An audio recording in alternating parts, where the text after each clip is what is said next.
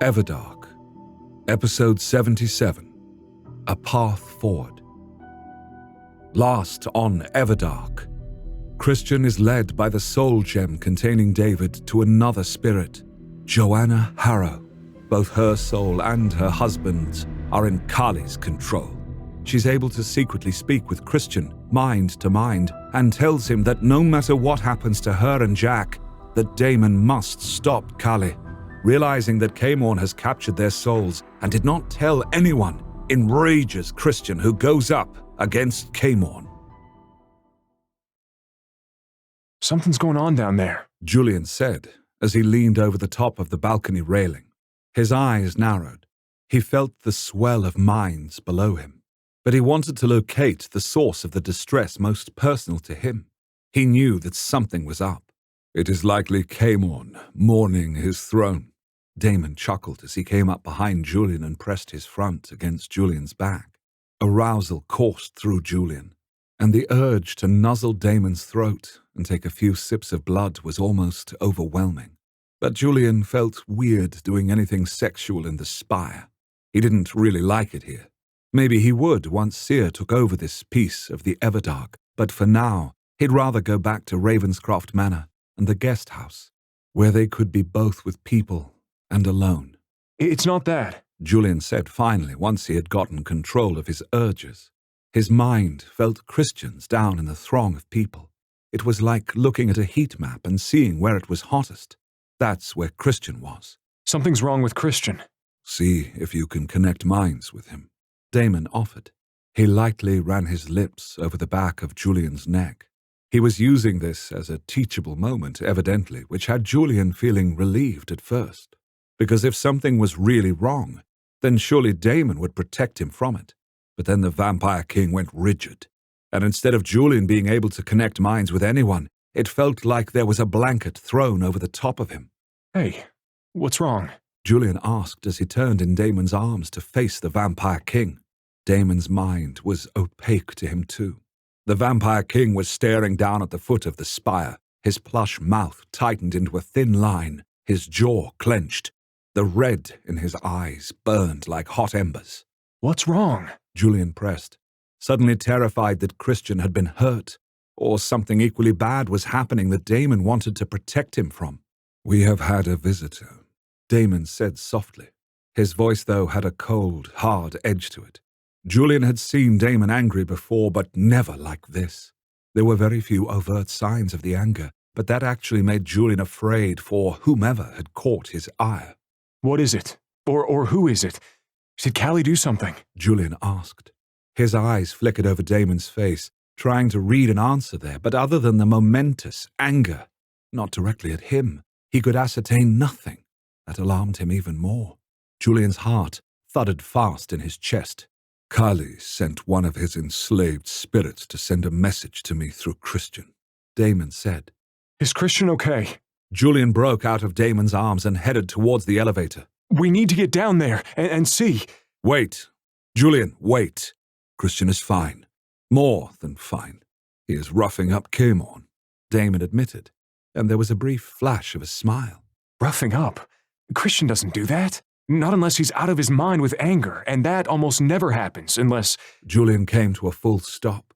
The amount of people Christian cared enough about to lose his temper had numbered 3. His parents and Julian. It now numbered 4, he guessed, with Balthazar being added to that list. But he knew it had nothing to do with Christian's parents or Balthazar. He knew it had to be about him, based on Daemon's reaction. An electric buzz which was a mixture of fear and anticipation went through him. Who was the spirit? It can't have been one of my parents. They're gone, in heaven. Caemorn killed them. Yet he's a Kali. Would he want to lose 2 souls that he could play with instead? No, he wouldn't. And Christian is attacking him, so… Julian took off towards the elevator again, but Daemon was suddenly in front of it, blocking his way. Julian's temper flared at the Vampire King. Daemon, out of my way! He snarled. If he had feared even a little bit that Daemon would be angry for his demand, he needn't have worried. He felt a burst of pride from the Vampire King. Daemon liked it that he was willful and pushed back. He didn't want a fledgling that rolled over on his back and exposed his throat. We have to discuss. There's nothing to discuss. Which of my parents came to Christian? Julian demanded as he tried to dodge around Daemon to the elevator. But the Vampire King was always ahead of him. You know. Yes, of course you do. It is logical, Daemon murmured, and then said, It was your mother. My mom? The sheer need in his voice and the way it broke caused Julian to sound about 10 years old in his own ears. I have to see her. I have to speak to her. She is gone. Kali did not let her remain. Daemon told him. But she spoke to Christian. I have to know what she said. Julian felt hope bloom in his chest. He had never truly thought to hear his mother's voice again. Even if she was a spirit, she would be there. He would be able to see and speak to her. That was more than he'd ever hoped. Yes, and you will. But I want to prepare you, Daemon said. But Julian wasn't listening. He was too much in his own head, thinking of how to get to Christian right at that moment. That was when he realized that he was thinking in a human way. He didn't need an elevator. Without fully forming the thought, he spun and raced towards the balcony. He actually caught Daemon off guard. This likely wouldn't work again. He was already jumping off the balcony railing, soaring downwards, the cool air whipping around him, when Daemon wrapped his arms around them both and teleported them safely to the ground. That was clever. Naughty, but clever, Daemon told him. That was actually a lot of fun. I knew you would catch me. I wasn't in any real danger. Julian admitted, even as his mind was on his mother and Christian and the possibilities of it all. His parents were not in heaven. They were here. We have to do it again when things aren't crazy. The scene before them, in fact, was rather crazy. So crazy that no one turned around and noticed his swan dive from the top of the spire, or that they had teleported to the ground unexpectedly. Christian had Caemorn pinned to the side of the spire with one forearm against his throat, while his other hand had Caemorn's wrists firmly held against the stone too. Christian's eyes were almost white with rage. His fangs were out. His lips were slick with saliva from a simple, frothing rage. Balthazar and Arceus were on either side of the vampires. Caemorn was not struggling, likely realizing that he'd have to seriously hurt Christian to get free, and that would get him seriously hurt by Balthazar. Both Balthazar and Arceus looked utterly bewildered that calm, controlled Christian was suddenly all vampired out. They don't know about my mom? Julian asked. No. Christian shut down. He's simply acting on instinct. Daemon answered. My love, please stop strangling Caemorn. I know he's annoying and likely deserves it, but we're trying to keep things calm here, Balthazar said. But whenever he tried to pull Christian back, Christian let out an almost animalistic growl that had him stopping. What has happened, Christian? Arceus asked, just as gently. Whatever it is, we'll fix it. Just tell us. Kali has my mom and dad's souls, Julian explained. My mom spoke to Christian. Dozens of heads snapped towards Julian at that declaration. Balthazar hissed. Arceus bared his fangs. Both of them stopped trying to get Christian off of Caemorn. Rip his throat out, darling, Balthazar urged. I would like to do that myself, Arceus rumbled. Not here, Daemon said. With a wave of his arm, Caemorn, Christian, Balthazar, Arceus, Daemon, and him were all transported into the Spire's dungeon. Unlike Fiona, he didn't have to touch them to teleport them. At least, Julian assumed it was the dungeon from the presence of the terrible cage and the oppressive stone walls, floor, and ceiling pressing down on them. That, and the woman with a strip of white silk covering eyes and a nearly emaciated form, clued him in where they were. There was a pile of corpses tucked into the corner. They looked desiccated. Forgive me, Seer, for coming here before you were ready for visitors. But we need your former cage, Daemon said to the woman with the strip of cloth over her eyes. She bowed. There is nothing to forgive. I knew you were coming. She smiled thinly at Caemorn, who was sent flying into the cage with the door clanging shut after him. She walked over to the bars and stood there, presumably looking at Caemorn somehow, though her eyes were covered. If she has eyes. I envisioned this day, Caemorn, she said with a slow smile that had the hairs on the back of Julian's neck rising. Caemorn blanched. One of his hands was up at his throat that was bruised, but was quickly healing. But he kept his composure more than Julian would have if he were faced by a group of angry vampires. I am certain you did. I would have. Yet I am not your real enemy, Callie is. Caemorn said calmly. He created the Order. He put you in here. He did all of this. I am on your side. Truly I am. You took my parents' souls, Caemorn. You, not Callie. Julian approached the bars himself. Daemon followed him closely. He could feel the vampire kings caring for him. Daemon's mind was flowing around him, probing his feelings and thoughts, sending soothing feelings to him. Daemon also had a hand on his back, a physical anchor so that Julian didn't go flying off into an emotional whirlwind. He was surprised that he wasn't freaking out more. But he was in this space where he was separated from his emotions. They were almost like things he could physically touch and handle. He did this when he was in dangerous situations and knew that his emotions would put him in far greater danger. As he stepped closer to the bars, Christian spun around and embraced him. His fangs and eyes were human once more. He held onto Julian so tightly that it would have been breath-stealing. I saw her. I spoke to her. She and your dad love you so much. Christian told him. They're so brave, Julian. You have no idea. Then show me. I want to know. Julian told him. I've made a few attempts to do some gay romance fairy tale retellings. The trouble is, I'm an action and adventure writer, so there's a whole lot of story that just isn't there in the originals. Cursed is my most faithful retelling. It's a gay romance version of Beauty and the Beast with tiger shifters. But it does feature a good-hearted hero who nobly sacrifices himself to live with an enigmatic, reclusive rich man in his mansion, who turns out to have a dangerous and sexy secret. He turns into a white tiger. The story has a lot of margaritas and emotional drama, which is why it's 3 books long. The link to it is in the notes. And then, in a series of jumbled images that soon smoothed out, Julian experienced everything that had happened between Christian and his mother, including his ability as speaker to the dead to hear the minds of the spirits, while Callie could not. All of this was not just shared between him and Christian, but Daemon and Balthazar managed to stream it to the others. So everyone in the room knew all that had occurred without another word being said. I cannot fucking believe you, Caemorn. Balthazar snarled, fangs out. You were given a second chance that you didn't deserve, but you hid this?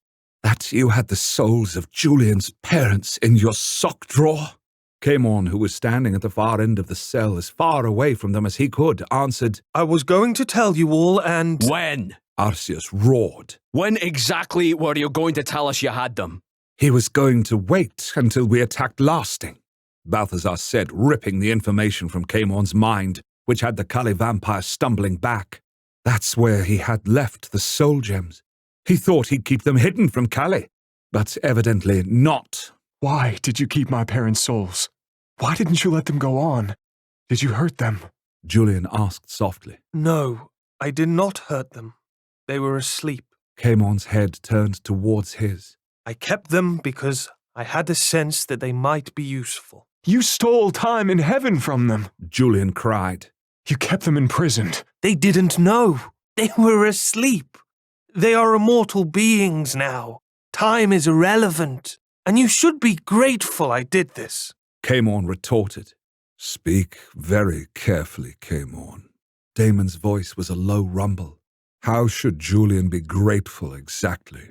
Because they can come back. Caemorn said. But that's not possible. Sia put her fingers to her temples. Sophia drew near. Mistress, are you seeing something? Sophia asked.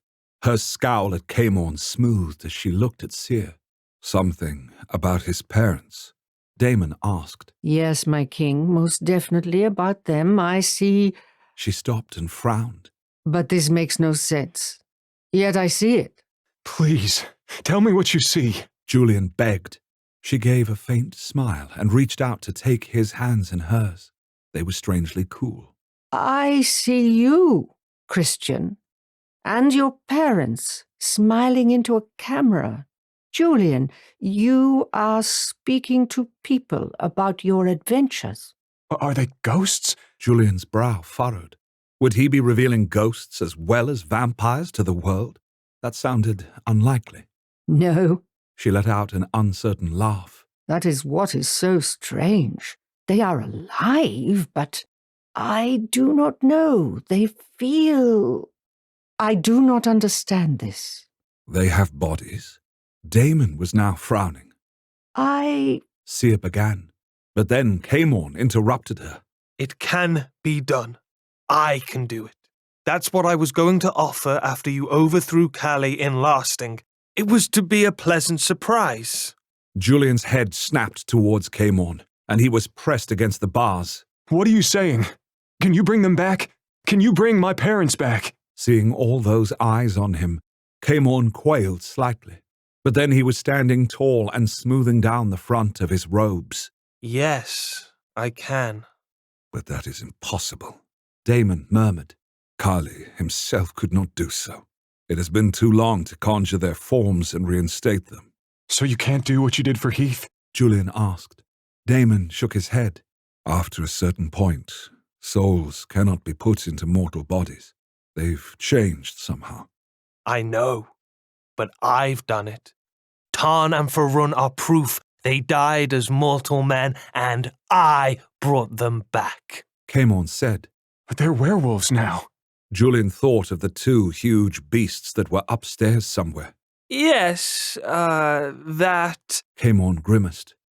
was necessary to stabilize them. So you'd have to turn my parents into werewolves to get them back? Julian frowned. It wouldn't have to be werewolves. It just needs to be something that is immortal. Caemorn quickly explained. We are first put into our forms, immortal souls into mortal bodies, however that works. Once the original form is gone, it is beyond me to put an immortal soul into a mortal body. But I can put them into an immortal form. That explains what I saw. They were vampires. Sia exclaimed. Your mommy and daddy could come back, Julian. Sophia clasped her hands together and rocked backwards and forwards in excitement. Julian just stood there and blinked. His mind was curiously blank. He could have his parents back. He could... But Callie has them, Julian said. He focused on Caemorn. Can Callie hurt them like he threatened to do? Caemorn grimaced again.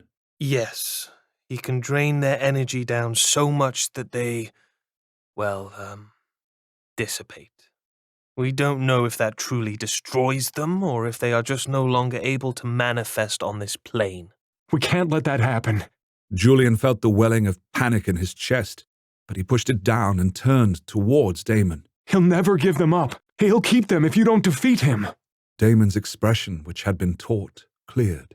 Julian had understood the truth of the matter. Yes, that is true. And from what Christian said, they're in hell right now. And he'll continue that forever. Julian realized. Panic skittered up and down his spine. He leaned over and breathed. Daemon rubbed the top of his neck. I can defeat Kali, Daemon said. Before he destroys my parents' souls. Julian let out a soft, bitter laugh. Yes, Daemon said. And that single word had Julian straightening and looking into the Vampire King's eyes. He searched them for a lie. I didn't believe you when you said you could handle everyone here on your own. I thought you were exaggerating. But it was just me who didn't understand that when you say you're going to do something, you mean you can really do it. Yes, I can do it. I will do it, Daemon assured him. Julian let out a breath he hadn't realized he'd been holding and went into Daemon's arms. He was trembling. They could come back, Julian whispered. They could be vampires, with Christian and me. Yes. Daemon agreed and rubbed his back. Julian burrowed against him, seeking the thump of his steady, powerful heart. He got over his need to be seen as strong and independent at that moment. He didn't care if anyone saw him needing Daemon's strength and certainty.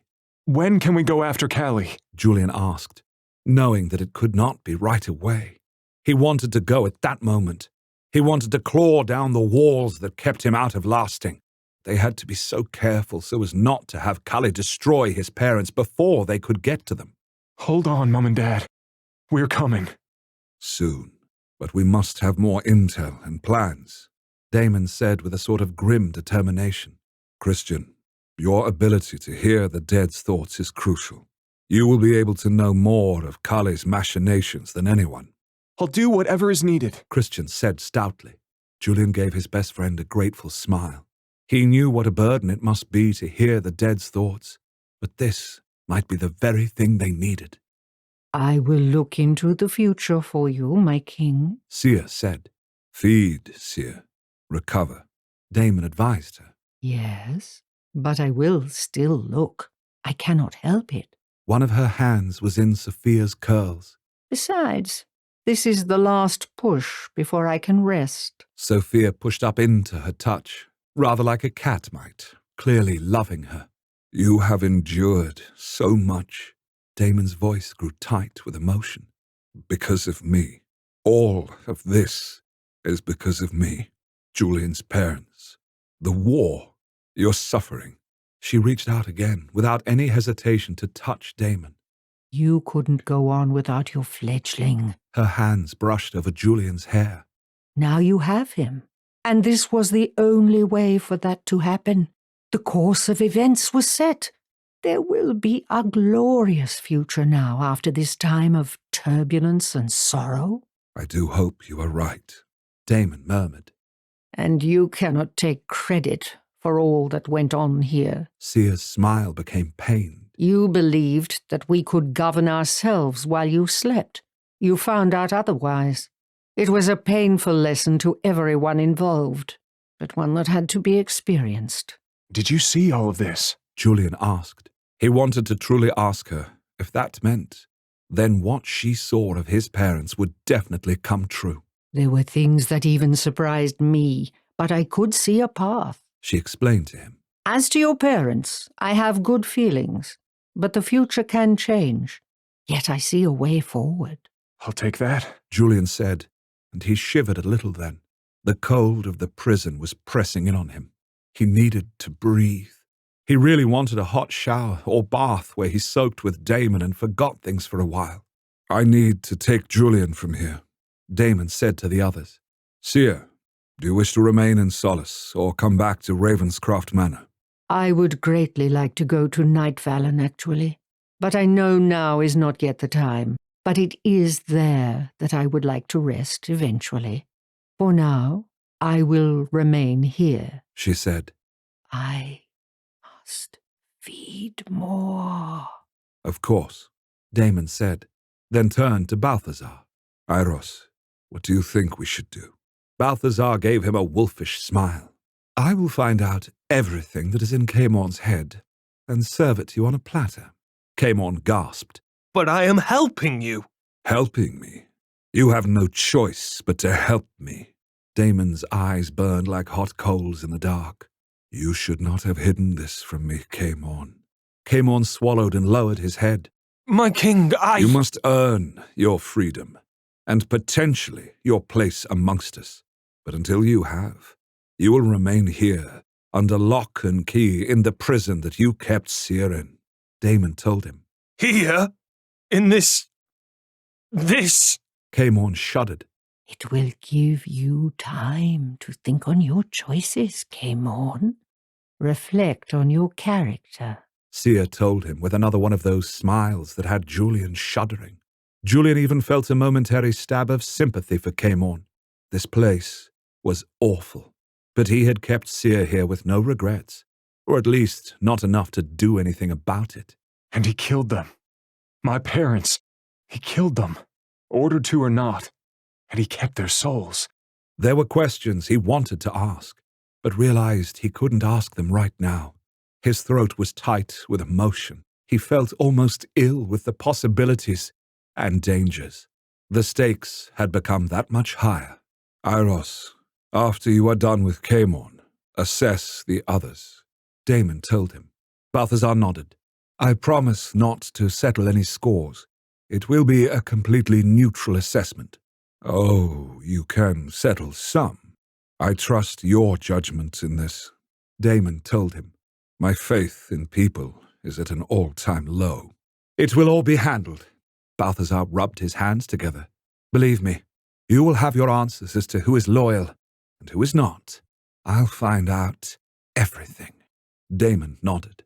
His hold tightened around Julian, and between one breath and the next, they were no longer in Solace, but back in the guest house of Ravenscroft Manor. In the bathroom, actually. Exactly where Julian had wanted to be. Join us next time for episode 78, Bastard. My other fairy tale retellings aren't nearly as faithful. They're, barely recognizable, in fact, but still a lot of fun. Cinders and Ashes is a 6-book series that is loosely inspired by Cinderella, but it's not Cinderella. What with the secret royalty, elves, necromancy, dragons, and undead armies? But it's still a fan favorite and narrated by Edward and Hannah. I also tried to do Little Red Riding Hood as a werewolf romance, and the only thing about the story that's like the original is the main character wears a red hoodie and has a grandmother. But it is a sweet werewolf romance with a found, strong family theme and an alpha who's caring and protective. So check out my serial story, Crimson. The full volume of Crimson can right now only be found on wraithrain.com. But Cinders and Ashes is on Amazon and in Kindle Unlimited. Links to both of these stories are in the notes. The Everdark podcast by Ex Aratare is performed by Edward Fox, Adam Riley, Jay Thillis, Bruno Devant, Kelly Michaels, and Hannah Hart, with Liz Gentle as Seer. Edited by Matthew Prince, continuity by Adrielle Wiggins. Everdark is produced by Wraith Rain Publishing in association with Her Grace Reed Studios. Copyright 2022 by Wraith Rain Publishing.